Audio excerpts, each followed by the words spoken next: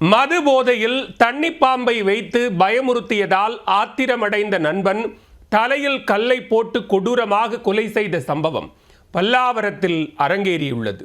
சிறு தகராறு படுகொலையில் முடிந்தது எப்படி? சென்னை பல்லாவரத்தை அடுத்த பொழிச்சலூர் பகுதியைச் சேர்ந்தவர் 27 வயதான விக்னேஷ் அதே பகுதியில் எலக்ட்ரீஷியனாக வேலை பார்த்து வந்தார்.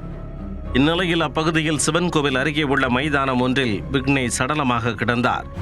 அவரது தலையில் யாரோ கல்லை போட்டு கொலை செய்திருப்பது தெரிய வந்தது.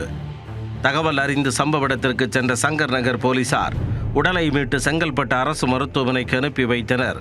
வழக்கு பதிவு செய்த போலீசார் கொலையாளியை வலைவீசி தேடி வந்தனர். முதற்கட்ட விசாரணையில் சாதாரண தகராறு கொலையில் முடிந்திருப்பது தெரிய வந்தது. கொலை நடந்த அன்று விக்னேஷும் அதே பகுதியைச் சேர்ந்த அவரது நண்பரான சத்யராஜ் என்பவரும் ஒன்றாகச் சேர்ந்து மது அருந்திவிட்டனர். அப்பொழுது விக்னேஷ் தனது பையில் மறைத்து வைத்திருந்த தண்ணி பாம்பு ஒன்றை எடுத்து தனது நண்பன் சத்யராஜ் மீது வீசியதாக கூறப்படுகிறது.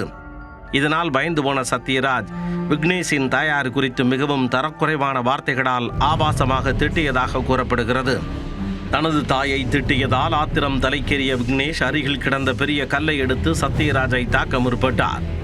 ஆனால் சுதாரித்து கொண்ட சத்யராஜ் அந்த கல்லை பிடுங்கி விக்னேஷ் மீது கொடூரமாக தாக்கியுள்ளார். இதில் பலத்த காயமடைந்த விக்னேஷ் சம்பவ இடத்திலேயே துடிதுடித்து பரிதாபமாக உயிரிழந்தார்.